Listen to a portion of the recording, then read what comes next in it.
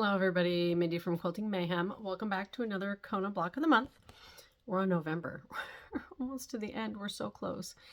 And as always, I love all of these blocks. I'm a little sad they don't have next year's ready for us yet, so we will not be starting another one in January, unfortunately, or December. I think we started a little early. So enjoy them while they last. But I also love that you could do an entire quilt just from one of these patterns. So maybe that's something you challenge yourself to do next year. But let's get into November. We're starting out like we always do. Half square triangles. If you're surprised at this point, I don't know why. All right, so draw those diagonal lines. So that 1/4 inch to either side of the line, cut them apart, press them, get a nice healthy stack of half square triangles. All right. Then for this block, we actually have 3 different layouts for these units. So you should also have a stack of some background rectangles, background squares to work with all of these units. So the first step is you're going to take a half square triangle, sew it next to a plain square, sew it to a rectangle. All right, so that's going to be one of the units.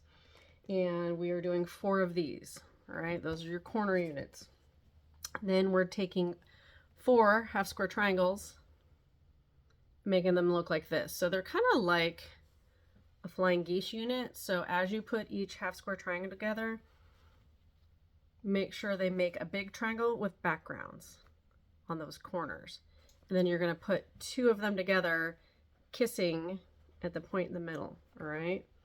So we're doing those units, 4 of those. At least they're consistent in all this. And then you're going to take 4 half square triangles and do them placement where the background's in the middle. All right, so you kind of have them where the half square triangles make mountains, and then you have half square triangles where you kind of have a valley. All right, so peaks and valleys is what we're gonna have. So half of them like this.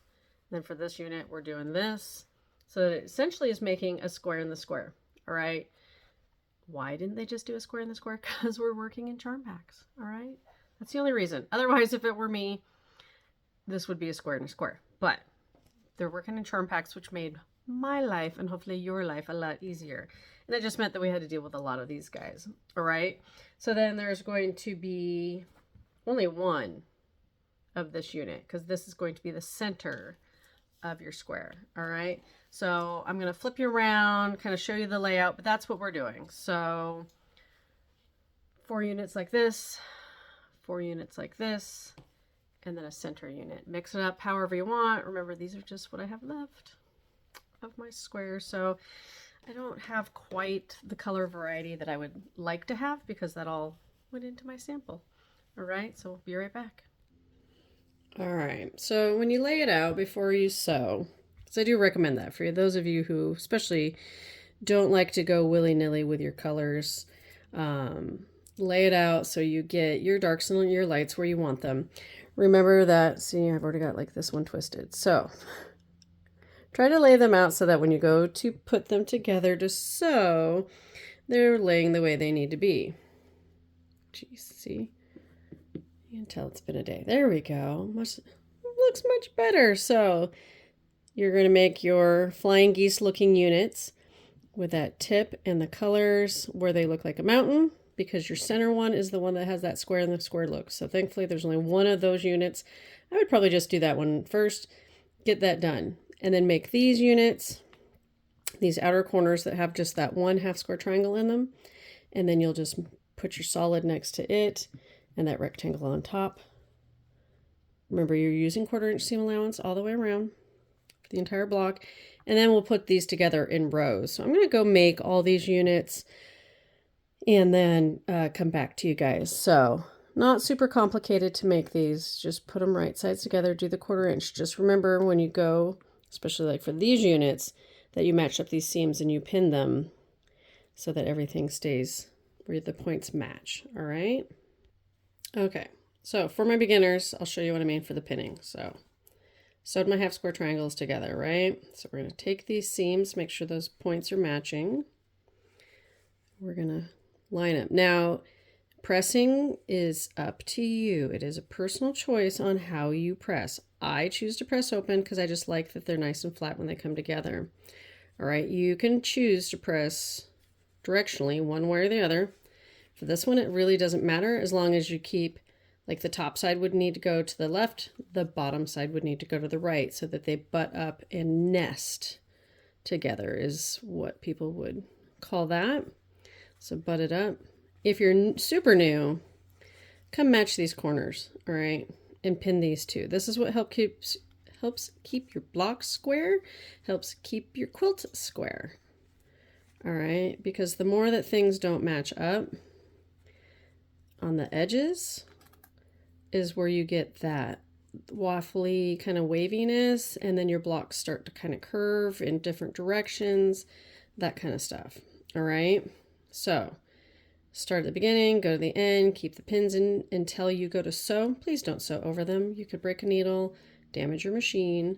So pull those pins out. All right, so 1/4 inch seam will hit right where that point is. All right. Thankfully, this block, super easy. So we sew background to the half square triangle. There is no matching of seam. So if you're a beginner, if you're new, same thing. Just match this beginning and the end.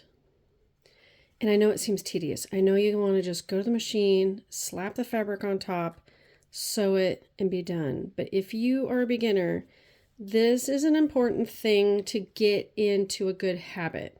Once you're in the habit of knowing to match it, how to match it, and maybe not necessarily need the pins to keep it straight, because some of it will depend on your machine. If your machine likes to kind of shove fabric around so that it doesn't match up, all those kinds of things, pinning is very important. If you have a good machine that's got some good foot pressure, good control of the stitches, you'll get to the point. You don't need this, all right? But until you get to that phase where you know you can keep everything lined up and straight so that your quilt doesn't get that wonkiness, use those pins, all right? All you experienced people, just move on. Get to the next point. We'll keep sewing, all right? Okay, once your blocks are together, you're going to start doing rows and then do rows together and you're going to have your block. So just remember as you flip it over, bare minimum, you're going to pin this join in the middle, all right? Because you want to keep those so they match. And newbies, pin these corners, please, so that everything's nice, straight, and even. 1/4 inch seam, go put those together. All right, we're almost to the end. All right, almost there. So we have our rows, we're going to put them together.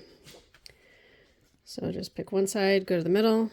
This is where you're going to grab a bunch of pins and pin every join. Sometimes I like to do it this way. It doesn't really matter how you start, how you pin.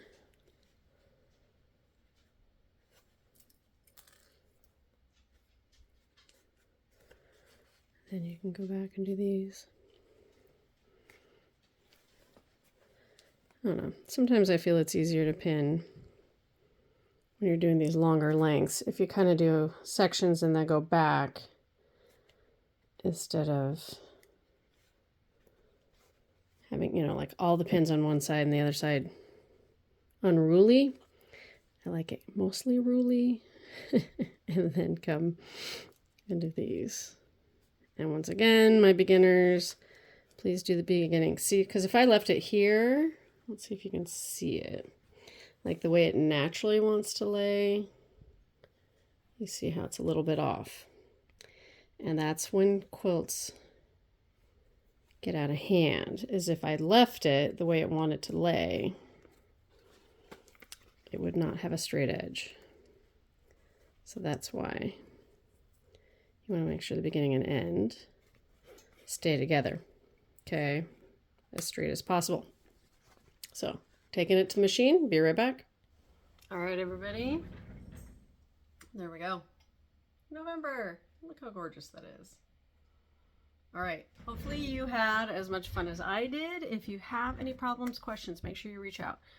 Email me, message me through all the social medias, call the store. If you're local, come see me at the store.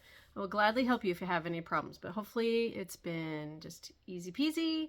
We're getting them done, and we only have one more block left, and then you can put your quilt together. So hopefully you were following us on Facebook, Instagram, TikTok, YouTube, and Pinterest, all of them, for all the inspiration and tutorials.